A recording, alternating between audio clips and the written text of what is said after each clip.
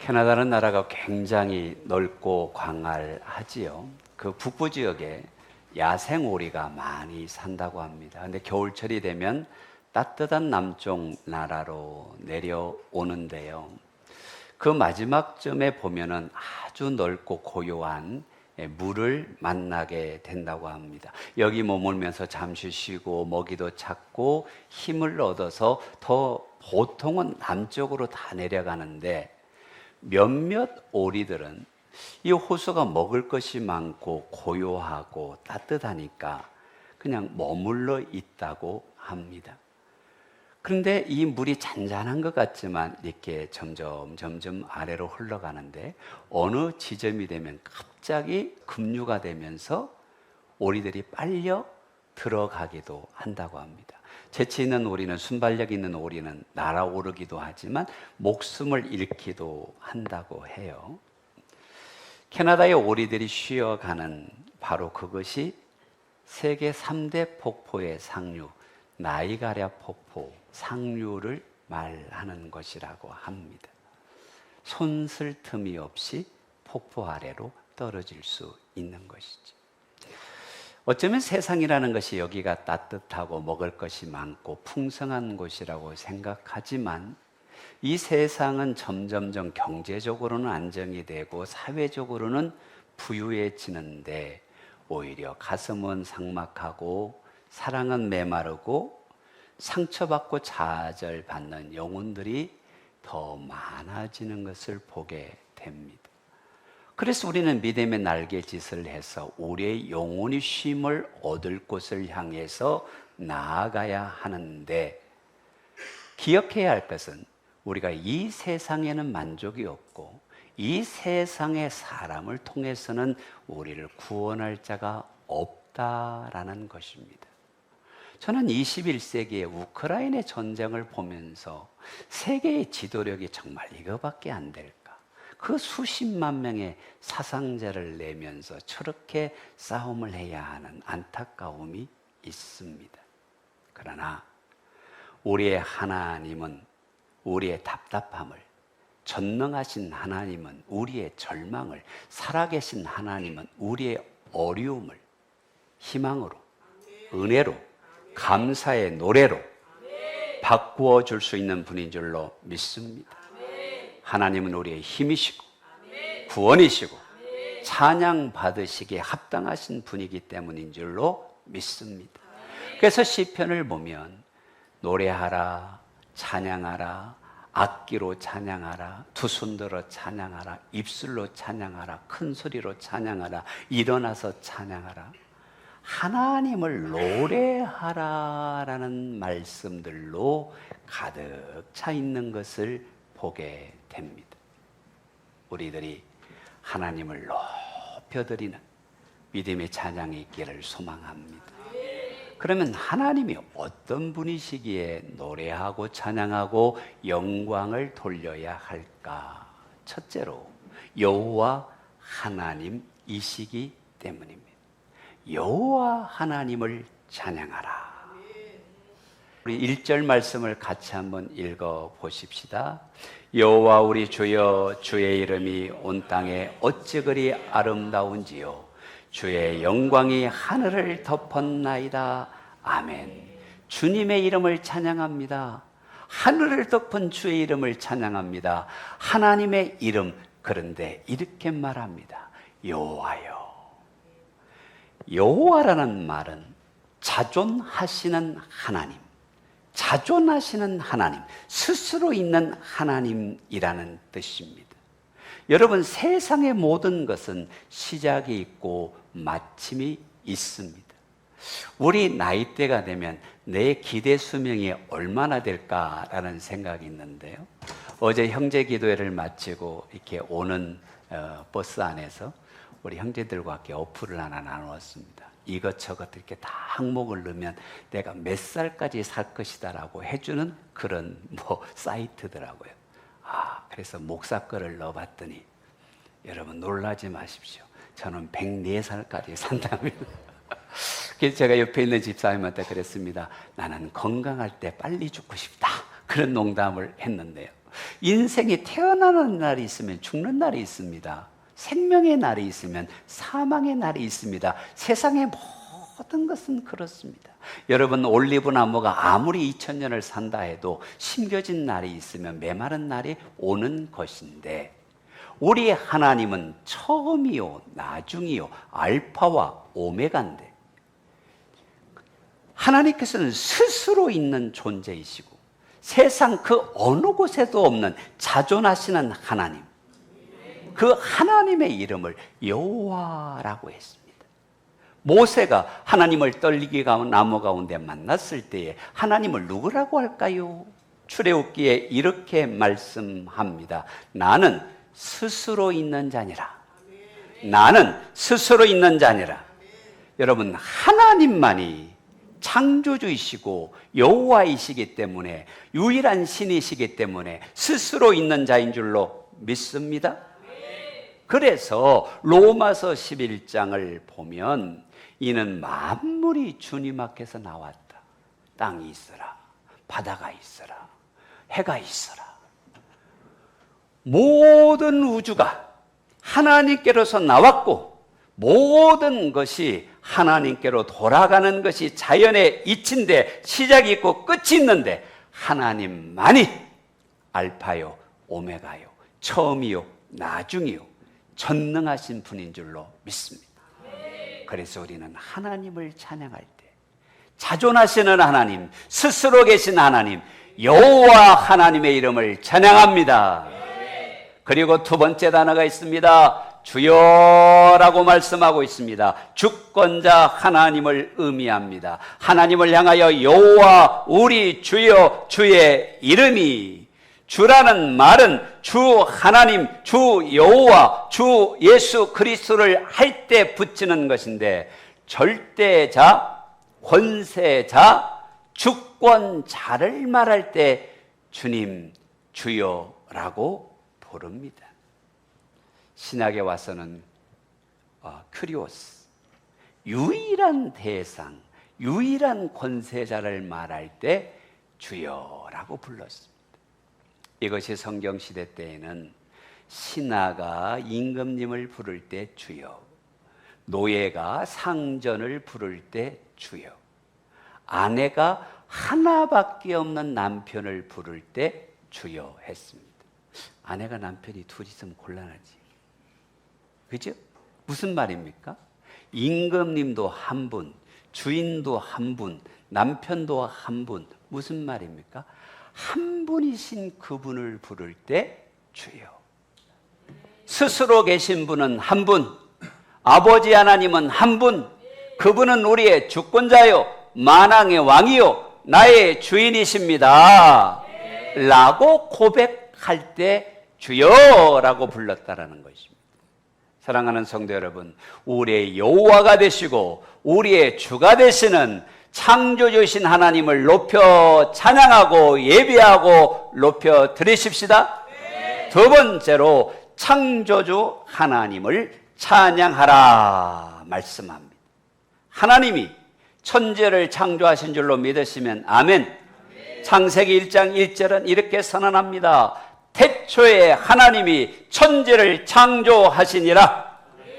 또 8장 3절 말씀을 보면 주의 손가락으로 만드신 주의 하늘과 주께서 베풀어 두신 달과 별들을 내가 보니, 하나님의 손가락으로 만드신 하늘, 1월 성신, 자연, 이 모든 만물은 피조되었다.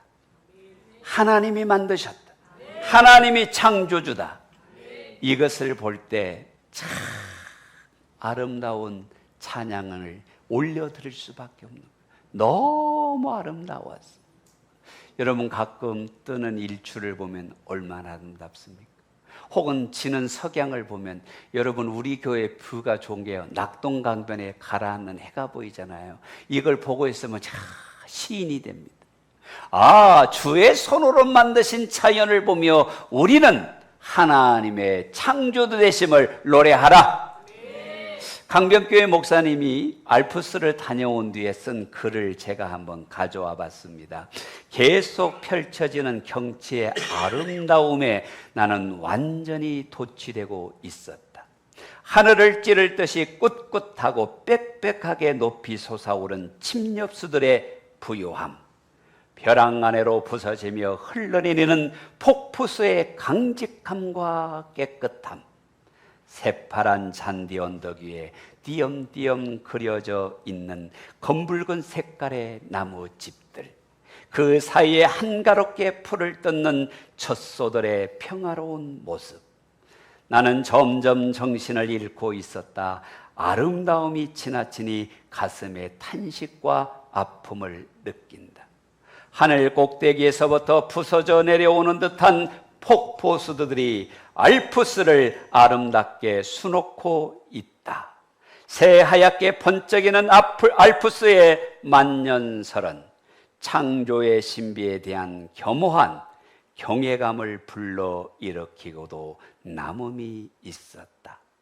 창조의 신비와 아름다움에 영혼의 노래가 울려 퍼진다. 시편 한 편인 것 같습니다. 알프스를 보며 하나님이 지으신 솜씨를 노래하는 것이지. 제가 선교지를 가다가 짐바브웨에 있는 빅토리아 폭포를 본 적이 있습니다.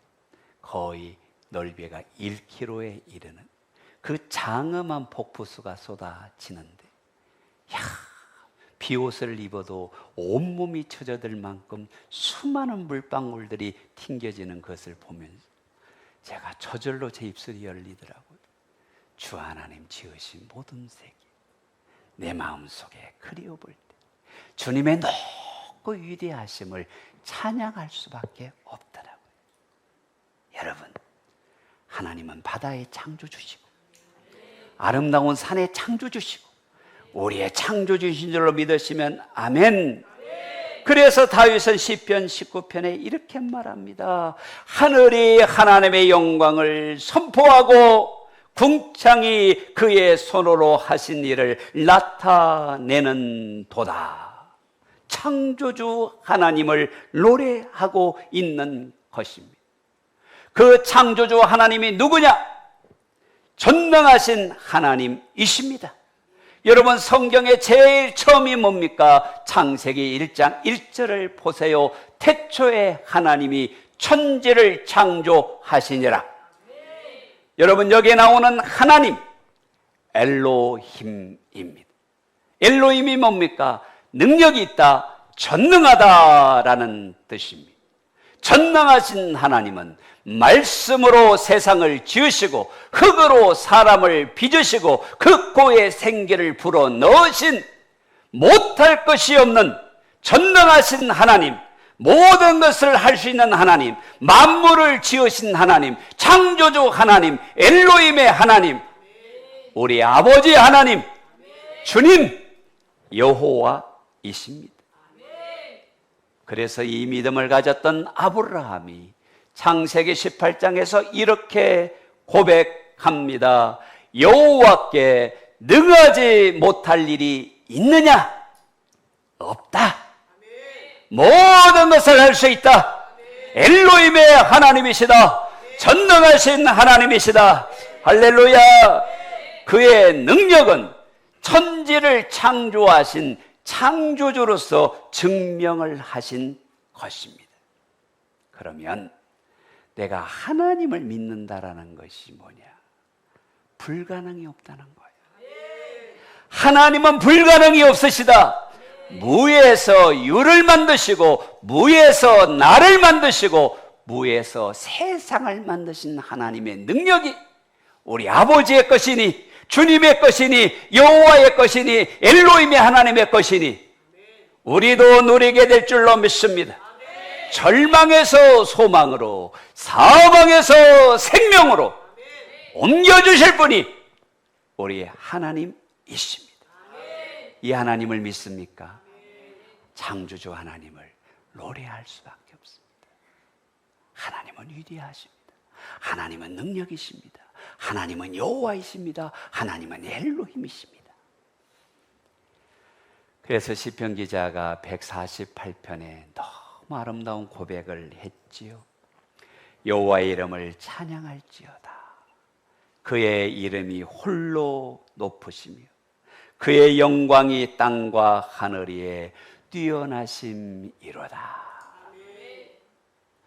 나를 빚으시고 나를 눈동자와 같이 사랑하시고 나의 창조주가 되신 하나님의 이름을 찬양합시다. 영광을 올려 드리십시다.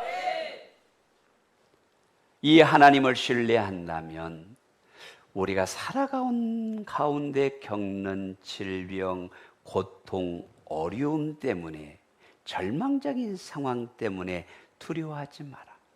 낙심하지 마라.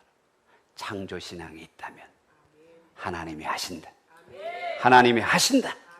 하나님의 능력으로 우리의 삶 가운데 가장 좋은 것으로 인도하신다. 문제를 바라보지 말고 창조주이신 엘로힘의 하나님을 바라봅시다. 아름다운 능력의 길 예수, 아름다운 능력의 길 예수라는 책에 보면 댄 바우만의 신앙의 고백이 있습니다. 이분이 1997년 이란에 단기 선교를 갔다가 간첩죄로 체포를 당해서 엄청난 고문을 당했습니다. 없는 죄를 만들어내려고 하니까 얼마나 고문을 많이 했겠습니까? 9주 정도 고문을 당하니까 견딜 수 없어서 이분이 하나님 앞에 간절히 기도했죠. 하나님, 제가 이 나라에서 벗어나기를 원합니다. 제발 벗어나게만 해주십시오. 그런데 하나님께서 기도할 때 주시는 마음이, 네가 하나님이 이 사람들을 어떻게 생각하는지 나에게 좀 물어봐 주라. 이 마음을 주시는 거예요. 무슨 하나님 엉뚱한 말씀을 하십니까? 나 좀 빨리 가게 해주세요. 근데 계속 그 마음을 주셔서 하나님, 저를 이렇게 때리고 채찍질하고 고문하고 찢는 이 사람들, 일부러 강조한 거죠. 어떻게 생각하십니까? 그런데 그들을 향한 하나님의 너무 간절한, 영혼을 향한 국률하심, 영혼을 향한 사랑이 마음에 느껴지더라. 하나님은 이들도 사랑하시는구나. 이걸 깨닫게 된 거예요. 그럼 고문받는 순간에서 잠시 쉴 때에 그가 감옥에서, 하나님, 나를 채찍질하는 이들도 하나님을 만나야 합니다. 십자가의 사랑으로 구원받아야 됩니다. 하나님의 백성이 되어야 됩니다. 은혜를 베풀어 주세요. 국률을 베풀어 주세요. 구원받은 자들이 되게 해주세요. 눈물로 기도하게 되는 거예요. 근데 몇 주가 더 지났는데 고문하고 기절하듯이 고문받고 쓰러져 있는데 간수들이 밖에서 이야기를 하는 거예요. 뭐라고 이야기를 하냐면, 난 진짜 기독교인들을 이해할 수 없다. 이렇게 잡혀서 고문받고 힘든데 왜 이 나라에 선교를 하러 오는지, 우리는 그들을 죽이려고 고문하는데 그들은 왜 우리를 위해서 기도하는지 이해가 안 된다. 이게 무슨 말이냐면, 감옥에 도청장치가 있는 거예요. 혼자 하는 말이라도 들으려고 도청장치를 달았는데 고문하는 그들을 위해 기도하는, 국리력 해달라고, 예수님 만나게 해달라고 기도하는 소리를 들은 거예요. 그런데요, 그 간수, 다른 간수가, 나는 기독교인들이 뭘 믿는지 좀 안다. 내가 전에 들은 적이 있다 하면서 그들이 말하는 예수가 이렇단다. 예수님이 나를 위해서 십자가에 죽으셨고 그를 믿어야만 구원받는다고 한단다. 근데 대화를 가만히 들어보니까 고문한 간수 중에 3명이 예수님을 믿고 있는 거예요. 이게 하나님의 마음이었어요. 깜짝 놀랐습니다. 근데 그 중에 한 명이 뭐라고 말하면, 나도 저 사람같이 그런 하나님의 사랑을 알고 싶고 저 사람이 갖고 있는 믿음을 나도 듣고 싶다. 놀라운 일이 아닙니까? 전능하신 하나님만이 하시는 일이 아닙니까? 그런데 더 놀라운 일은 정식 재판을 받았는데 간첩죄로 투옥된 그가 무죄를 받았습니다. 재판이 다 끝난 뒤에 신기하게도 판사가 이 미국인 죄수를 꼭 안아줬다라는 것입니다. 거기에 여러 가지 의미가 담겨 있을 수 있겠죠. 여러분, 이 된 바우만이 얼마나 답답했겠습니까? 얼마나 고통스러웠겠습니까? 근데 그가 하나님을 바라보니, 전능하신 하나님을 그가 바라보니 하나님이 일하셨습니다. 하나님이 일하셨습니다. 우리가 전능하신 창조주 하나님을 바라볼 수 있는 믿음의 사람들이 되시기를 바랍니다. 여러분, 성경의 사건 가운데 예수님의 부활을 빼고 가장 기적적인 사건을 이야기하라면 저는 홍해의 사건을 말하고 싶습니다. 절망의 순간에 눈을 들어 하나님을 향하여 기도했더니 내 손을 내밀라라는 모세가 그 말씀을 듣고 순종했더니 저렇게 15장 1절과 2절을 보세요. 말과 그 탄자를 바다에 던지셨다. 그 하나님이 누구냐? 여호와는 나의 힘이요 노래시며 나의 구원이시로다. 그는 나의 하나님이시니 내가 그를 찬송하리로다. 내 아버지 하나님을 높여드리리라. 믿음을 가지면, 전능하신 하나님을 만나면, 전능하신 하나님을 경험하면 찬송하고 노래하고 높여드리고 영광 올려드리는 것이죠. 전능하신 하나님 만나십시다. 사람이 아니라 나를 구원하시고 나를 창조하시고 나와 함께 계신 엘로힘의 하나님 만나시기 바랍니다. 세 번째로, 은혜의 하나님을 찬양하라. 사랑하는 성도 여러분, 사실 우리가 다 예쁘고 곱고 멋있는 신사요 숙녀지만 영혼의 창으로 마음을 열어보면 참 거짓된 것도 있고 탐욕도 있고 감춰진 죄도 있고,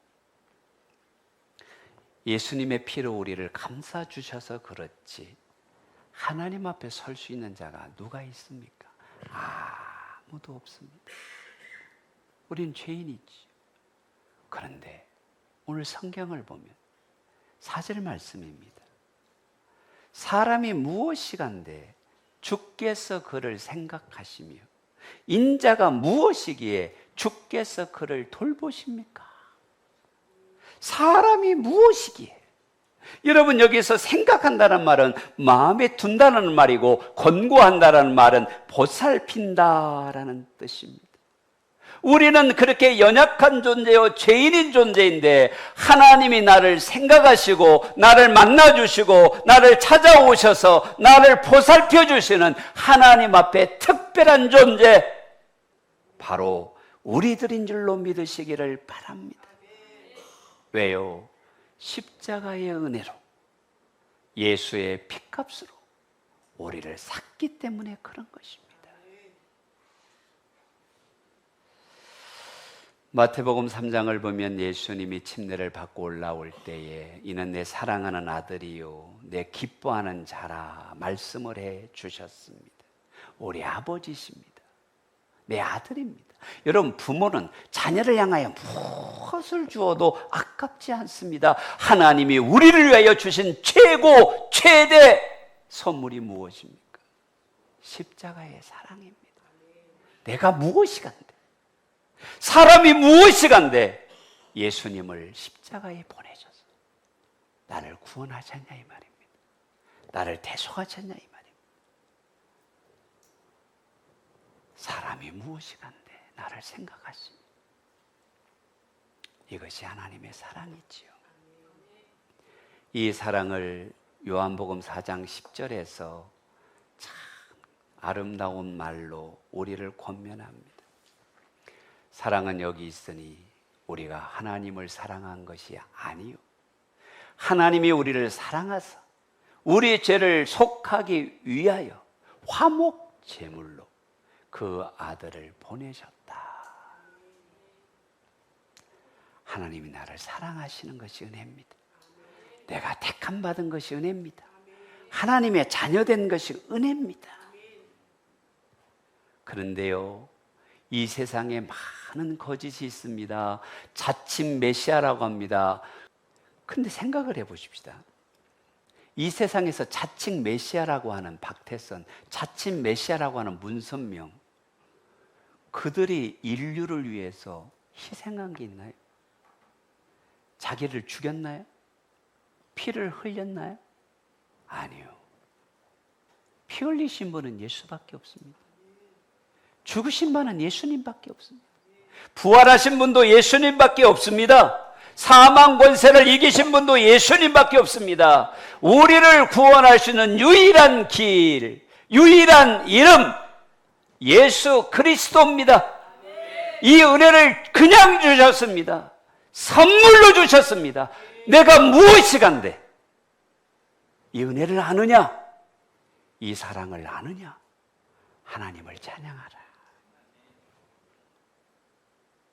바울이 고백한 로마서 8장 32절을 보세요. 자기 아들을 아끼지 아니하시고 우리 모든 사람을 위하여 내어주신 이가 어찌 그 아들과 함께 모든 것을 우리에게 주시지 아니하겠느냐? 아들을 주셨는데 뭐가 아깝겠느냐? 나를 생각하시고 나를 보살피시고 나를 인도하시고 나에게 힘주시고 은혜 주신 전능하신 하나님, 사랑의 하나님, 은혜의 하나님, 여호와 하나님 찬양하라, 노래하라. 아멘. 여러분 5절을 보세요. 그를 하나님보다 조금 못하게 하시고 영화와 존귀로 간을 씌우셨나이다. 저를 하나님보다 조금 못하게 하셨어요. 여러분, 우리가 이렇게 귀한 존재입니다.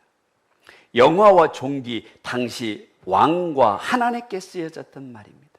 우리가 하나님 앞에 하나님보다 조금 못한 존재로 만들어주셔서 다스리는 권세를 주셨는데 이 하나님을 안다면 죄의 종로로 하지 말고 우리 하나님을 높여 드리십시다. 5절과 6절이 얼마나 놀라운 말씀입니까? 나같이 부족한 사람이 무엇인데 생각하시고 권고하시고 영광과 존귀로 간씌워 주신 분이 나의 하나님이니 하나님을 찬양합니다. 하나님을 노래합니다. 하나님을 예배합니다. 우리를 구원하신 유일한 이름 예수 찬양합니다. 그래서 사도 바울이 골로새서 3장 17절에 우리의 믿음의 가이드를 해 줍니다. 또 무엇을 하든지 말에나 일에나 다 주 예수의 이름으로 하고 그를 힘입어 하나님 아버지께 감사하라. 감사하면 찬양하지요. 감사하면 영광 돌리지요. 감사하면 노래하지요. 우리를 구원하신 유일한 그 이름, 전능하신 하나님, 여호와 하나님, 주님 되신 하나님, 그 하나님을 높여 드리십시다.